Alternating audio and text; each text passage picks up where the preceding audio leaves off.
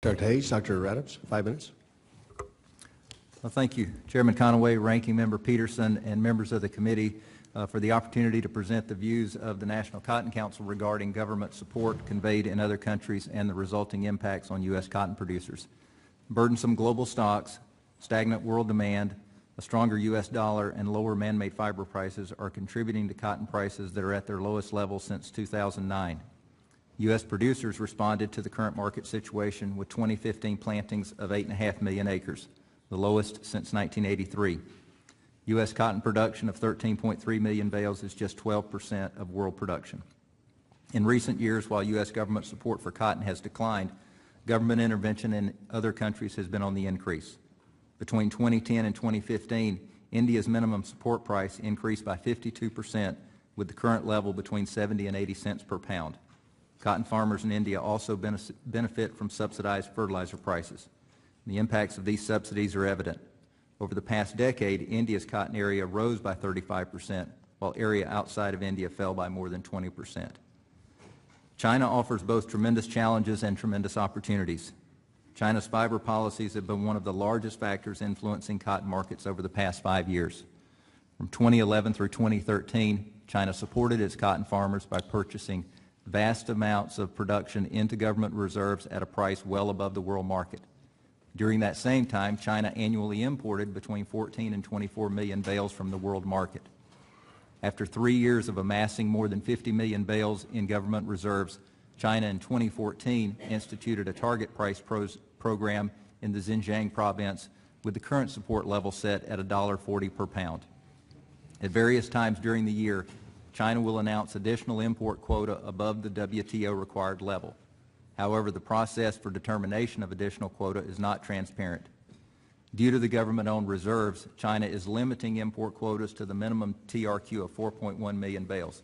As a result, cotton imports in 2015 are expected to be the lowest since 2002. Pakistan, the fourth largest cotton producer, operates a minimum support price estimated between 65 and 78 cents per pound. Cotton producers in Brazil received support through a marketing program based on guaranteed prices. The program supported almost 60% of the 2014 crop with a minimum guaranteed price between 55 and 70 cents per pound. Brazil also provides support through production financing with subsidized interest rates. In recent years, Turkey has been the second largest export customer for U.S. cotton. Unfortunately, over the past year, Turkish authorities have been investigating U.S. cotton exporting companies to determine if U.S. cotton is being dumped into the Turkish market. While we do not believe there is any economic basis for the claims, the uncertainty of the ongoing investigation is dampening interest in U.S. cotton by Turkish mills, as current sales for this marketing year are just 1/3 of year-ago levels.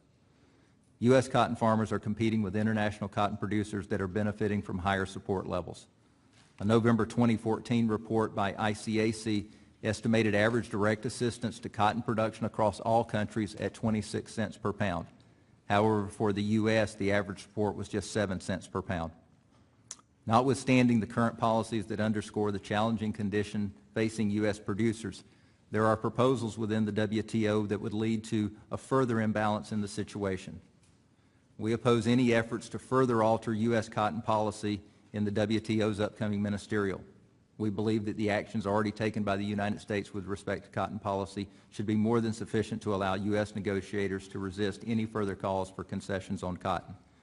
As Ambassador Froman noted before the Senate Finance Committee this past January, a defensive posture regarding U.S. cotton support is outdated and justifies a shift in focus to other countries' status regarding their WTO obligations. We continue to urge U.S. negotiators to push other countries to be as current and as transparent as the United States with their domestic support notifications. Those continuing to call for U.S. policy changes fail to recognize the actions and impacts of other major cotton-producing countries. I encourage this committee and our negotiators to hold firmly to the position that ag markets have changed over the past decade and that U.S. cotton policy has evolved in ways that far exceed the previous demands within the WTO. A cotton-specific solution focused on developed countries does not address the realities of today's global fiber markets. And to groups that continue to criticize U.S. cotton support, our message is simple. Our programs are not having a detrimental impact on world markets or producers in other countries.